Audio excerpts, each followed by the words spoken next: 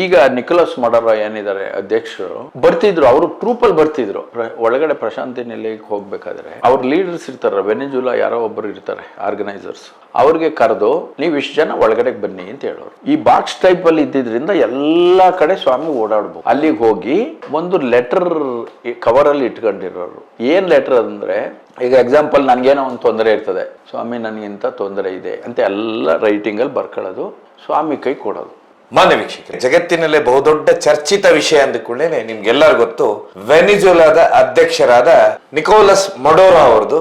ಯಾಕಂತ ಹೇಳಿದ್ರೆ ನಿಮ್ಗೆಲ್ಲರಿಗೂ ಗೊತ್ತು, ಮೊನ್ನೆ ಮಧ್ಯರಾತ್ರಿಯಲ್ಲೇನೆ ಅಮೆರಿಕ ಬಹುದೊಡ್ಡ ಕಾರ್ಯಾಚರಣೆ ಮಾಡಿದ ನಂತರ ಅವರನ್ನ ಅಮೆರಿಕ ಬಂಧನ ಮಾಡುತ್ತೆ. ಇದಕ್ಕೆ ಸುಮಾರು ವಿಶ್ಲೇಷಣೆಗಳಿದೆ. ಅದರಲ್ಲಿ ವಿಶೇಷವಾಗಿ ಬರೋದು ಒಂದ್ ಕಡೆ ಡ್ರಗ್ಸ್ ಅಂತ ಬಂದ್ರೆ, ಇನ್ನೊಂದು ಕಡೆ ನಿಮ್ಗೆಲ್ಲರಿಗೂ ಗೊತ್ತು ಜಗತ್ತಿನ ಅತಿ ಹೆಚ್ಚು ತೈಲ ಇರುವುದಂತ ಹೇಳಿದ್ರೆ ಅದು ವೆನಿಜುಲಾದಲ್ಲಿ. ಯಾಕಂತ ಹೇಳಿದ್ರೆ ನಾವು ಮಧ್ಯಪ್ರಾಚ್ಯ ರಾಷ್ಟ್ರಗಳಂತೇವೆ, ಅದನ್ನು ಮೀರಿದಂತಹದ್ದು ಅಂತ ಹೇಳಿದ್ರೆ ಜಗತ್ತಿಗೆ ಒಂದು ಸರಾಸರಿ ಲೆಕ್ಕ ಮಾಡಿದಾಗ 15-18% ವರೆಗೂ ತೈಲ ವೆನಿಜುಲಾದಲ್ಲೇ ಇದೆ. ಇದ್ರ ಮೇಲೆ ಕಂಟ್ರೋಲ್ ತಗೊಳ್ಳೋದಕ್ಕೋಸ್ಕರನೇ ಈ ಒಂದು ದೊಡ್ಡ ಹೋರಾಟ ನಡೆದಿದೆ ಅನ್ನುವಂಥದ್ದು ಒಂದು ಕಡೆ. ಆದ್ರೆ ಇನ್ನೊಂದು ಕಡೆ ಏನ್ ಅಧ್ಯಕ್ಷರಿದ್ರು, ಏನಪ್ಪಾ ನಾವು ಈ ವಿಷಯನ ಚರ್ಚೆ ಮಾಡ್ತೇವೆ ಅಂತ ನೋಡ್ತಾ ಹೋದ್ರೆ, ರಾಜೇಂದ್ರ ಕುಮಾರ್ ಸರ್ ಹತ್ರ, ಯಾಕೆಂದ್ರೆ ಅವರು ನಿವೃತ್ತ SP, ನಿಮ್ಗೆಲ್ಲರೂ ಗೊತ್ತು ಕಾಡುಗೋಡಿಯಲ್ಲಿ ಅವರು ಸರ್ಕಲ್ ಇನ್ಸ್ಪೆಕ್ಟರ್ ಆಗಿರ್ತಾರೆ. ಅವ್ರ ಹತ್ರ ಏನ್ ಕೇಳೋದು ಅಂದ್ಕೊಳ್ಳೇನೆ ಇಲ್ಲಿ ಬರುವಂತ ಒಂದು ಬಹುದೊಡ್ಡ ಪ್ರಶ್ನೆ ಅಂತ ಹೇಳಿದ್ರೆ, ನಿಮ್ಗೆಲ್ಲ ಗೊತ್ತು ಸತ್ಯಸಾಯಿ ಆಶ್ರಮ ವೈಟ್ ಫೀಲ್ಡ್ ಅಲ್ಲಿ ಬರುತ್ತೆ.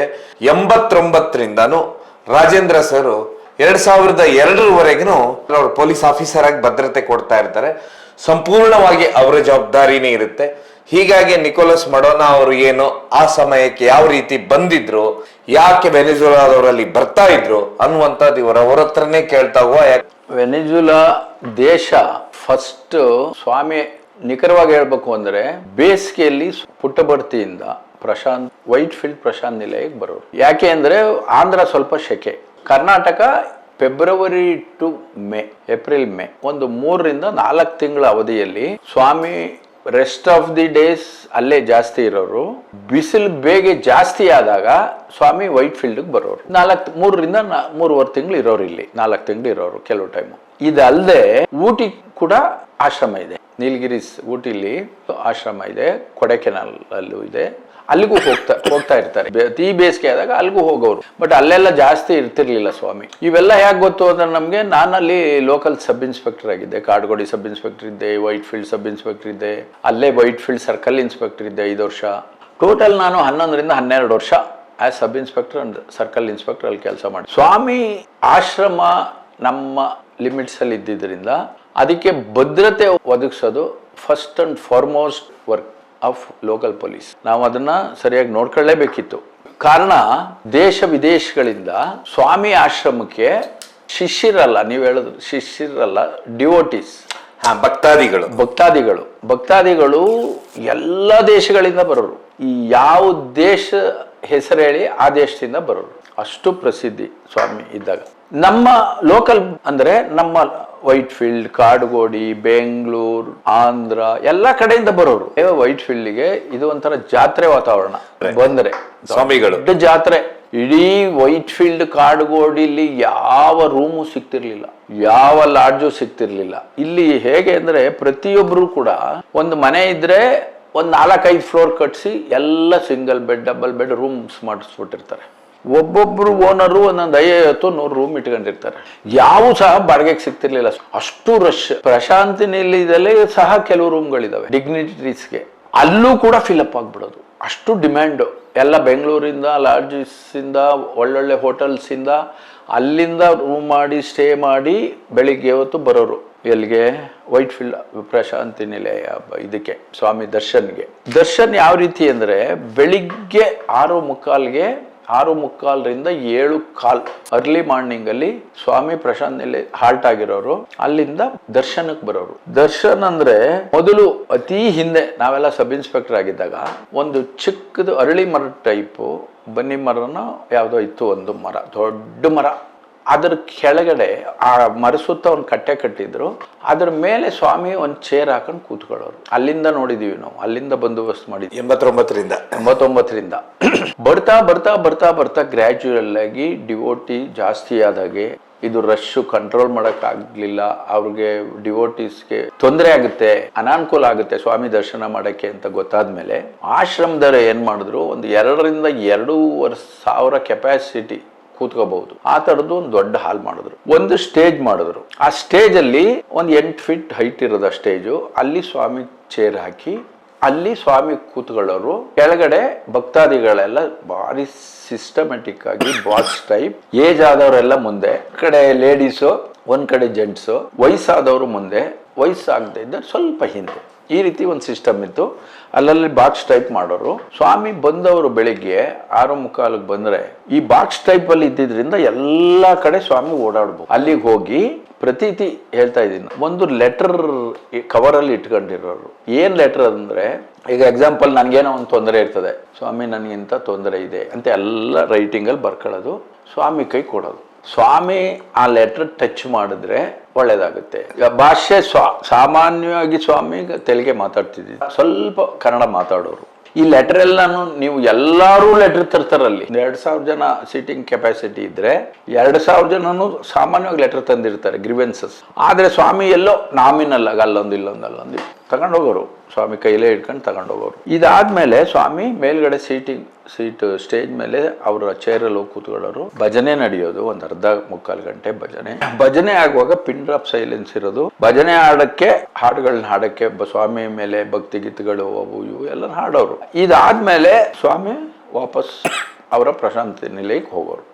ಇಷ್ಟು ಪ್ರಾಕ್ಟೀಸ್ ಪ್ರತಿ ದಿವಸ ಬೆಳಿಗ್ಗೆ. ಸಾಯಂಕಾಲ ಸೇಮ್ 4:45 ಬರೋರು. ಸೇಮ್ ಇದೆ ನಾನು ಹೇಳಿದ್ನಲ್ಲ, ಬೆಳಿಗ್ಗೆ ಏನೇನು ಇರುತ್ತೆ ಅದೇ ತರ ಸಾಯಂಕಾಲನು ಭಜನೆ ಆಗೋದು, ಪುನಃ ಹೋಗೋರು ಸ್ವಾಮಿ. ಬೆಳಿಗ್ಗೆ ಅವರು 3:30-4 ಗಂಟೆಗೆ ಎದ್ದೇಳೋರು. ಎದ್ದು ಪೂಜೆ ಪುರಸ್ಕಾರ ಎಲ್ಲ ಮಾಡಿ ಇಲ್ಲಿ ದರ್ಶನಕ್ಕೆ ಬರೋರು ಸ್ವಾಮಿ. ಈ ಮಧ್ಯೆ ಏನಾಗ್ತಿತ್ತು, 3-3.5 ತಿಂಗಳು 4 ತಿಂಗಳು ಸ್ವಾಮಿ ಇಲ್ಲಿದ್ದಾಗ ಪ್ರತಿ ದೇಶದಿಂದ ಒಂದೊಂದು ಟ್ರೂಪ್ ಬರೋದು. ಈಗ ಎಕ್ಸಾಂಪಲ್ ವೆನಿಜುಲಾ ಇಂದ ಬಂದ್ರೆ ವೆನಿಜುಲಾ ಅಧ್ಯಕ್ಷರು ಬರ್ತಿದ್ರು, ಫಾರಿನ್ ಅಫೇರ್ ಮಿನಿಸ್ಟರ್ ಬರ್ತಿದ್ರು, ವೈಸ್ ಪ್ರೆಸಿಡೆಂಟ್ ಬರ್ತಿದ್ರು. ಹೀಗೆ ಅವ್ರವ್ರ ಲೀಡರ್ ಜೊತೆಲಿ ಸುಮಾರು 100-150 ಜನ 200 ಜನ ಎಲ್ಲ ಫ್ಲೈಟ್ ಅಲ್ಲಿ ಬಂದ್ಬಿಡೋರು ಅಲ್ಲಿಂದ, ವಿತ್ ಮ್ಯೂಸಿಕಲ್ ಇನ್ಸ್ಟ್ರೂಮೆಂಟ್. ಅವ್ರದ್ದು ಅಲ್ಲಿ ಏನೇನು ಕಲ್ಚರಲ್ ಆಕ್ಟಿವಿಟೀಸ್ ಆ ದೇಶದ ಇರುತ್ತೆ ಅದನ್ನ ಸ್ವಾಮಿ ಮುಂದೆ ಬಂದು ಇಲ್ಲಿ ಡಿಸ್ಪ್ಲೇ ಮಾಡೋರು, ಹಾಡೋರು, ಡ್ಯಾನ್ಸ್ ಇದ್ರೆ ಡ್ಯಾನ್ಸ್ ಮಾಡೋರು, ಕೆಲವು ಭಕ್ತಿ ಗೀತೆಗಳನ್ನ ಅವ್ರ ಲ್ಯಾಂಗ್ವೇಜ್ ಅಲ್ಲಿ ಹಾಡ್ತಿದ್ರು. ಇದನ್ನ ಸ್ವಾಮಿ ಕೂತ್ಕೊಂಡು ವಾಚ್ ಮಾಡೋರು ಮತ್ತೆ ಅವ್ರಿಗೆ ಬ್ಲೆಸ್ ಕೂಡ ಮಾಡೋರು. 200-300 ಜನ ಅಂದ್ರೆ ಅಲ್ಲೇ ಸಾಮೂಹಿಕವಾಗಿ ಬ್ಲೆಸ್ ಮಾಡ್ಬಿಡೋರು, ಆಶೀರ್ವಾದ ಮಾಡೋರು. ಅದರಲ್ಲಿ ಏನಾದ್ರೂ ಇಂಪಾರ್ಟೆಂಟ್ ಅಂದ್ರೆ ಸ್ವಾಮಿ ರೌಂಡ್ಸ್ ಹೋಗ್ತಿದ್ರಲ್ಲ ಭಕ್ತರು, ಹಿಂಗೆಲ್ಲ ವಿಭೂತಿ ಕೊಡೋರು ಸ್ವಾಮಿ. ಅವ್ರಿಗೆ ಕೊಟ್ಟಾದ್ಮೇಲೆ ಲಾಸ್ಟ್ ಅಲ್ಲಿ ಅವ್ರ ಒಳಗಡೆ ಪ್ರಶಾಂತಿ ನಿಲಯಕ್ಕೆ ಹೋಗ್ಬೇಕಾದ್ರೆ ಅವ್ರ ಲೀಡರ್ಸ್ ಇರ್ತಾರ, ವೆನಿಜುಲಾ ಯಾರೋ ಒಬ್ಬರು ಇರ್ತಾರೆ ಆರ್ಗನೈಸರ್ಸ್, ಅವ್ರಿಗೆ ಕರೆದು ನೀವು ಇಷ್ಟು ಜನ ಒಳಗಡೆಗೆ ಬನ್ನಿ ಅಂತ ಹೇಳೋರು. ಒಳಗಡೆಗೆ ಇಂಟರ್ವ್ಯೂ, ಅದು ಒಂದು ಭೇಟಿ ಒಳಗಡೆ ಅವ್ರನ್ನ ಮಾತಾಡಿಸಿ ಅವ್ರಿಗೆಲ್ಲ ಆಶೀರ್ವಾದ ಮಾಡಿ ಕಳ್ಸಕ್ಕೆ. ಅವ್ರಿಗೆಲ್ಲ ಫಾರಿನರ್ಸ್ಗೆ ಸಾಮಾನ್ಯವಾಗಿ ಸ್ವಲ್ಪ ಇಂಗ್ಲಿಷ್ ಅಲ್ಲಿ ಮಾತಾಡೋರು, ಲೋಕಲೈಟ್ಸ್ಗೆ ತೆಲುಗಲ್ಲಿ ಮಾತಾಡೋರು, ಫಾರಿನರ್ಸ್ ಅಂದ್ರೆ ಸ್ವಲ್ಪ ಇಂಗ್ಲಿಷ್ ಅಲ್ಲೇ ಮಾತಾಡೋರು. ಇಂಗ್ಲಿಷ್ ಅಲ್ಲಿ ಮಾತಾಡಿ ಅವ್ರಿಗೆಲ್ಲ ಬ್ಲೆಸ್ ಮಾಡಿ, ಅವ್ರ ಗ್ರಿವೆನ್ಸಸ್ ನಾನು ಹೇಳಿದ್ನಲ್ಲ ಆಗ್ಲೇ, ಗ್ರಿವೆನ್ಸಸ್ ಲೆಟರ್ ಎಲ್ಲ ಕಲೆಕ್ಟ್ ಮಾಡಿ ಅವ್ರನ್ನ ಕಳಿಸ್ಕೊಡ್ತಿದ್ರು. ಅವ್ರು ಏನ್ ಮಾಡೋರು, ಹೊರದೇಶ ಏನಿದೆ ಇದು ಮ್ಯೂಸಿಕಲ್ ಟ್ರೂಪ್ ಆಗ್ಬಹುದು, ಇನ್ನೊಂದು ಟ್ರೂಪ್ ಆಗ್ಬಹುದು, ಇವರು ಅಲ್ಲೇ ರೂಮ್ ಕೊಡೋರು ಅವ್ರಿಗೆ. They are the special guest for the ashram. ಅವ್ರಿಗೆಲ್ಲ ರೂಮ್ ಕೊಟ್ಟು ಅವ್ರಿಗೆ ಊಟ ತಿಂಡಿ ವ್ಯವಸ್ಥೆ ಎಲ್ಲ ಸೌಕರ್ಯ ಎಲ್ಲಾನು ಮಾಡ್ಕೊಡೋರು. ಅವ್ರು ಹಾಲ್ಟ್ ಆಗಿ ಬೆಳಿಗ್ಗೆ ಸಾಯಂಕಾಲ ಅವ್ರು ಕೆಲವು ಟ್ರೂಪ್ ಬಂದವರು 1-2-3 ದಿವಸ ಎಲ್ಲ ಇರೋರು ಅಲ್ಲಿ. ಅವರು 3 ದಿವಸನೂ ಕೂಡ ಅವರಿಗೆ ಅರೇಂಜ್ಮೆಂಟ್ ಮಾಡಿ ಊಟ ಎಲ್ಲ ವ್ಯವಸ್ಥೆ, ಊಟ ಅಲ್ಲೇ ಕ್ಯಾಂಟೀನು ಇರೋದು, ಸ್ವಾಮಿ ಕ್ಯಾಂಟೀನ್ ಇರೋದು, ಅಲ್ಲೆಲ್ಲ ಊಟ ಮಾಡೋರು. ಅವ್ರಿಗೆಲ್ಲ ಕೂಪನ್ ಅಂತೆ ಅದು ಎಲ್ಲ ಸಿಸ್ಟಮ್ಯಾಟಿಕ್, ಭಾರಿ ಸಿಸ್ಟಮ್ಯಾಟಿಕ್ ಬಿಡಿ, ಅದೆಲ್ಲ ಕೊಡೋರು ಬರೋರು. ಇವರು ಈಗ ನಿಕೋಲಸ್ ಮಡೋರಾ ಏನಿದ್ದಾರೆ ಅಧ್ಯಕ್ಷರು ಬರ್ತಿದ್ರು, ಅವರು ಟ್ರೂಪ್ ಅಲ್ಲಿ ಬರ್ತಿದ್ರು. ಆಗ ಅವ್ರೇನ್ ಪ್ರೆಸಿಡೆಂಟ್ ಅಲ್ಲ ಆಗ, ಅಥವಾ ವೈಸ್ ಪ್ರೆಸಿಡೆಂಟು ಅಲ್ಲ. 2005 ಆದ್ಮೇಲೆ ಅವರು ವೈಸ್ ಪ್ರೆಸಿಡೆಂಟ್ ಆಗಿದ್ದು. ಬಟ್ ಆಗ ಕೆಲವು ಟೈಮ್ ಫಾರಿನ್ ಅಫೇರ್ ಮಿನಿಸ್ಟರ್ ಆಗಿದ್ರು ಅವರು, ಆಗ ಅನ್ನಿಸ್ತದೆ. ಆಗ್ಲೂ ಕೂಡ ಇವರು ಟ್ರೂಪ್ ಜೊತೆ ಒಂದ್ಸರಿ ಬಂದಿದ್ರು. ಇವರು ಪಕ್ಕ ಸ್ವಾಮಿ ಡಿವೋಟಿ, ಇವರು ಸ್ವಾಮಿ ಭಕ್ತ. ಇವರು ಏನು ಅಂದ್ರೆ ಇಲ್ಲಿ ಸ್ವಾಮಿ ಹೆಲ್ತ್ ಅವ್ರಿಗೆ ಫ್ರೀ ಆಫ್ ಕಾಸ್ಟ್ ಮೆಡಿಸಿನ್, ಅವ್ರಿಗೆ ಒಳ್ಳೆ ಟ್ರೀಟ್ಮೆಂಟು, ಮತ್ತೆ ಬಡವ್ರ ಬಗ್ಗರಿಗೆ ಚಳಿಗಾಲದಲ್ಲಿ ಒಳ್ಳೊಳ್ಳೆ ಬೆಡ್ಸ್ ಕೊಡೋದು, ಅವ್ರಿಗೆ ಊಟ ಕೊಡೋದು, ಫ್ರೀ ಊಟ, ಈ ತರದವೆಲ್ಲ ಸೋಷಿಯಲ್ ಆಕ್ಟಿವಿಟೀಸ್ ಎಲ್ಲ ಮಾಡ್ತಿದ್ರಲ್ಲ, ಇವೆಲ್ಲನು ನೋಡಿ ನೋಡಿ ನೋಡಿ ಇವರು ಕೂಡ ಮಡರು ಕೂಡ ಸ್ವಾಮಿ ಫಾಲೋಯರ್ ಡಿವೋಟಿ ಆಗಿದ್ರು. ಇವ್ರ ಮೇಲೆ ವಿಶೇಷ ಭಕ್ತಿ ಅವ್ರಿಗೆ. ಆಗ್ಲಿಂದನೂ ಇವರು ಯಾರ್ಯಾರು ಇಲ್ಲಿ ಏನೇನ್ ನೋಡ್ತಿದ್ರು, ದಾನ ಧರ್ಮ ಮತ್ತೆ ಈ ತರದ ಕೆಲಸಗಳೆಲ್ಲ ನೋಡ್ತಿದ್ರು, ಅವ್ರ ದೇಶಕ್ಕೆ ಹೋಗಿ ಅದೇ ತರ ಅಲ್ಲೂ ಕೂಡ ಅವರು ಅಲ್ಲಿ ಕೆಲವು ಆಕ್ಟಿವಿಟೀಸ್, ಧಾರ್ಮಿಕ ಚಟುವಟಿಕೆಗಳನ್ನ ಇವರಿಂದ ಇನ್ಸ್ಪೈರ್ ಆಗಿ ಅಲ್ಲೂ ಕೂಡ ಮಾಡ್ತಿದ್ರು ಅಂತ ಕೇಳ್ತಿದ್ವಿ ನಾವು. ಎಲ್ಲ ದೇಶಗಳಲ್ಲಿ, ನಾಟ್ ಓನ್ಲಿ ಇವ್ರದ್ದು ಮಾತ್ರ, ವೆನಿಜುಲಾದ ಮಾತ್ರ ಅಲ್ಲ, ಎಲ್ಲ ದೇಶಗಳಿಂದಲೂ ಬರೋರು ಹಾಗೆ. ಇಸ್ವಿಯಲ್ಲಿ ಯಾವ ರೀತಿ ಇದೆಲ್ಲ, ಅದು ಆ ಟೈಪ್ ಸ್ವಾಮಿಗಳ ಬಗ್ಗೆ ಯಾಕೆ ಅಷ್ಟೊಂದು ಭಕ್ತಿ ಎಲ್ಲರಿಗೂ, ಬೇರೆ ದೇಶದವರಿಗೆ ವಿಶೇಷವಾಗಿ?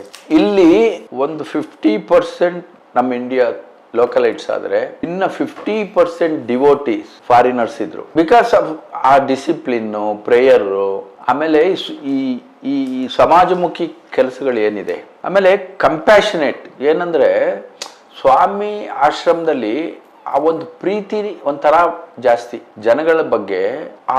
ಅವರ ಭಾಷಣ ಆಗ್ಲಿ ಅಟ್ರಾಕ್ಟ್ ಮಾಡ್ಬಿಡೋದು. ಒಂಥರ ಗ್ಲೋಬಲ್ ಡಿವೋಟೀಸ್ ಜಾಸ್ತಿ ಇದ್ರು ಇವ್ರು ಹೊರಗಡೆಯವರು. ನಮ್ಮ ಲೋಕಲ್ ಅವರು ಇದ್ರು 50%, ಆದ್ರೆ ಅವರು 50%. ನಿಮ್ಗೊಂದು ಎಕ್ಸಾಂಪಲ್ ಹೇಳ್ತೀನಿ.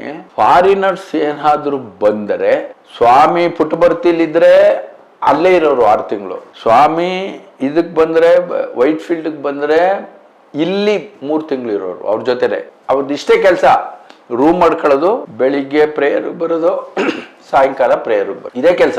ಇಲ್ಲಿಂದ ನೀಲಗಿರಿ ಇದಕ್ಕೆ ಹೋದ್ರೆ ತಮಿಳ್ನಾಡಿಗೆ, ಊಟಿಗೆ, ಅಲ್ಲಿಗೆ ಜೊತೆಲಿ ಹೋಗೋದು. ಸ್ವಾಮಿ ಎಲ್ಲಿಗೆ ಹೋಗ್ತಾರೆ ಅಲ್ಲಿಗೆ ಹೋಗೋದು, ಸ್ವಾಮಿ ಜೊತೆ ಬೆಳಿಗ್ಗೆ ಪೂಜೆ ಮಾಡೋದು, ಸಾಯಂಕಾಲ ಪೂಜೆ ಮಾಡೋದು, ಅಲ್ಲಿ ದರ್ಶನ ಮಾಡೋದು, ಭಜನೆ ಮಾಡೋದು, ಇದೆ. ಸೊ ಒಟ್ಟು ಒಂಥರ ನೆಮ್ಮದಿ ಅಷ್ಟೇ ಅವರಿಗೆ, ಬೇರೆ ಏನಿಲ್ಲ, ಬೇರೆ ಏನಿಲ್ಲ. ಸರ್ ಇದಾದ್ಮೇಲೆ ಬೇರೆ ಬೇರೆ ನೀವು ಎಲ್ಲ ಇದ್ರಲ್ಲ ಸರ್, ವಿಶೇಷವಾಗಿ ಅಧಿಕಾರಿಯಾಗಿ ಬೇರೆ ಬೇರೆ ದೇಶದ ಪ್ರಧಾನಿಗಳು ಬಂದಾಗ ಏನೆಲ್ಲ ಘಟನೆ ನಡೀತು ಸರ್? ಈಗ ನಿಕೋಲಸ್